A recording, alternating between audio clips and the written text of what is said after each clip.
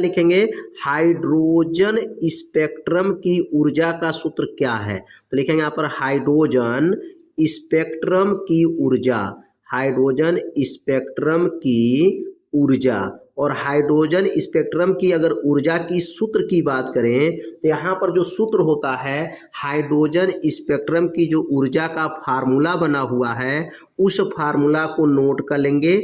E बराबर होता है -RCH बटा N का स्क्वायर। ये किनका सूत्र है?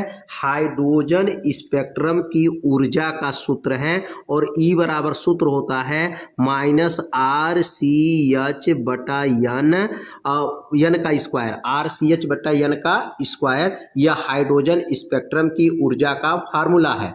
अब यहाँ पर जो R का नाम क्या है तो यहाँ लिखेंगे जहां R बराबर नाम है रीडबर्ग। क्या नाम है? रीडबर्ग नियतांक। रीडबर्ग नियतांक नाम है। R का नाम क्या है? रीडबर्ग नियतांक किसका नाम है? R का नाम हो जाएगा।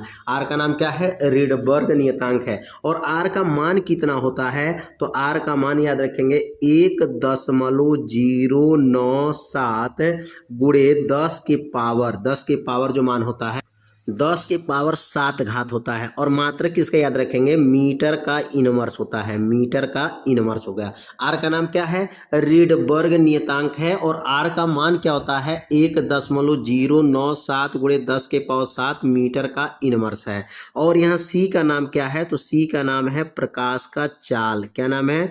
प्रकाश का चाल। और प्रकाश का चाल कितना होता है आप लोग जानते होंगे। अगर नहीं जानते हैं तो यह नोट कर लेंगे। प्रकाश का चाल होता है 3 गुणे 10 के पावर 8 मीटर प्रति सेकंड होता है। प्रकाश का चाल क्या होता है? 3 गुणे 10 के पावर 8 मीटर प्रति सेकंड होता है। और एच का क्या नाम है? तो एच का नाम याद रखेंगे प्लांक नियतांक। एच का नाम क्या है? प्लांक नियतांक है। और एच का मान अगर आपको याद है तो ठीक है, नहीं याद है तो मान को नोट करेंगे। एच का मान होता है, एच बराबर होता है, इसके एच का मान, प्लांक नियतांक का मान 6.6 गुणे 10 के पावर -34 होता है। और यहाँ मात्रक हो जाएगा जूल सेकंड। जूल सेकंड हो जाएगा। 6.6 गुणे 10 के पावर -34 जो है जूल सेकंड हो जाएगा। अब यहाँ मान को नोट करेंगे। आर का नाम रीडबर्ग नियतांक, आर का मान बताया गया। सी का नाम प्रकाश का चाल, प्रकाश का चाल मान बताया गया। और एच का नाम प्लांक नियतांक, और प्लांक नियतांक का मान बताया गया। तो हाइड्रोजन स्पेक्ट्रम की ऊर्जा जो है आप लोगों को पहला सूत्र समझ में आ गया होगा। अगर यहाँ दूसरा सूत्र की बात करें तो यहाँ पे लिखेंगे ई बराबर होता है, यहाँ पर ई बराबर हो जाएगा। अब यहाँ पर आर का, सी का और एच का मान जब रखा जाएगा तो इसका मान होता है 13.6 और बटा क्या हो जाएगा? एन का स्क्वायर। ये जो सूत्र लागू करेंगे ऊर्जा का सूत्र है, हाइड्रोजन स्पेक्ट्रम की ऊर्जा का सूत्र है। तो यहाँ पर जो ऊर्जा का मान निकलेगा इलेक्ट्रॉन वोल्ट में निकलेगा। किस में निकलेगा? इलेक्ट्रॉन वोल्ट में। और ऊपर जो मान निकलेगा आर का मान, सी का और एच का मान रखेंगे और इसको जो है इलेक्ट्रॉन वोल्ट में बदलने के लिए 1.6 गुणे 10 के पावर -19 से जब भाग करते हैं तो ये इलेक्ट्रॉन वोल्ट में आ जाएगा। 13.6 इलेक्ट्रॉन वोल्ट में आ जाता है। तो ऊर्जा का दो सूत्र है, यहाँ पर ये जूल में प्रयोग कर सकते हैं और यहाँ पर इलेक्ट्रॉन वोल्ट में जो है ज्ञात कर सकते हैं। तो यह हाइड्रोजन स्पेक्ट्रम की दोनों ऊर्जा का जो है सूत्र आप सभी विद्यार्थी नोट कर लीजिए। अब अगला जो सूत्र होता है हाइड्रोजन स्पेक्ट्रम की तरंगदैर्घ्य। अब यहाँ दूसरा सूत्र नोट करेंगे। अगला हाइड्रोजन स्पेक्ट्रम, क्या लिखेंगे यहाँ पर? हाइड्रोजन लिखेंगे यहाँ पर, हाइड्रोजन स्पेक्ट्रम। हाइड्रोजन जो है स्पेक्ट्रम की ऊर्जा। तो हाइड्रोजन स्पेक्ट्रम की अगर ऊर्जा का सूत्र क्या होता है? हाइड्रोजन स्पेक्ट्रम की तरंगदैर्घ्य है। देखिए ऊर्जा का सूत्र तो ऊपर बताया गया है। हाइड्रोजन स्पेक्ट्रम की तरंगदैर्घ्य क्या है? तो हाइड्रोजन स्पेक्ट्रम की जो तरंगदैर्घ्य होता है, अब तरंगदैर्घ्य का यहाँ सूत्र लिखेंगे। हाइड्रोजन स्पेक्ट्रम की जो तरंगदैर्घ्य का क्या सूत्र होता है तो यहाँ पर जो है हेडिंग को नोट कर लेंगे, हाइड्रोजन स्पेक्ट्रम की तरंगदैर्घ्य। और हाइड्रोजन स्पेक्ट्रम की तरंगदैर्घ्य का क्या सूत्र होता है?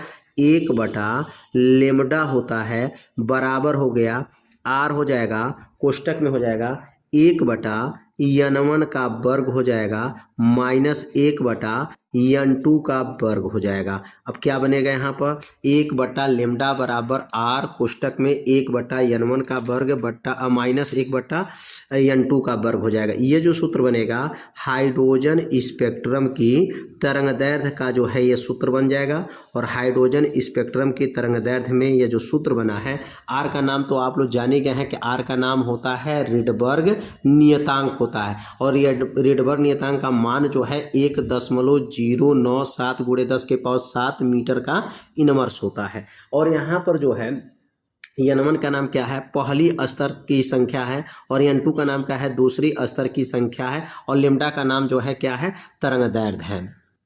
अब यहाँ n1 का नाम क्या रखेंगे, तो लिखेंगे यहाँ पर n1 का नाम हो जाएगा प्रथम क्वांटम संख्या। क्या नाम रहेगा यहाँ पर, प्रथम क्वांटम संख्या। प्रथम लिखेंगे यहाँ पर क्वांटम संख्या। n1 का नाम है प्रथम क्वांटम संख्या हो जाएगा। और n2 का नाम क्या हो जाएगा, तो लिखेंगे यहाँ पर n2 बराबर हो जाएगा द्वितीय क्वांटम संख्या। द्वितीय क्वांटम संख्या, क्वांटम संख्या। और यहाँ पर r का नाम क्या है, तो r का नाम यहाँ नोट कर लेंगे, r का नाम है रिडबर्ग नियतांक। r का नाम क्या बताए हैं, रिडबर्ग नियतांक। रिडबर्ग नियतांक हो जाएगा। और लेम्डा का नाम क्या है, तो लेम्डा का नाम आप लोग को याद है, लेम्डा का नाम है तरंगदैर्घ्य। क्या नाम है, तरंगदैर्घ्य। तरंगदैर्घ्य इसका नाम हो जाएगा। तो एक एक सूत्र को जो है अपने कॉपी में क्या कीजिए, नोट भी करते चलिए। अब यहाँ पर जो श्रेणी बना है हाइड्रोजन स्पेक्ट्रम की, जो श्रेणी है ये 5 श्रेणियाँ होती हैं। हाइड्रोजन स्पेक्ट्रम की कितनी श्रेणियाँ होती हैं, 5 श्रेणी।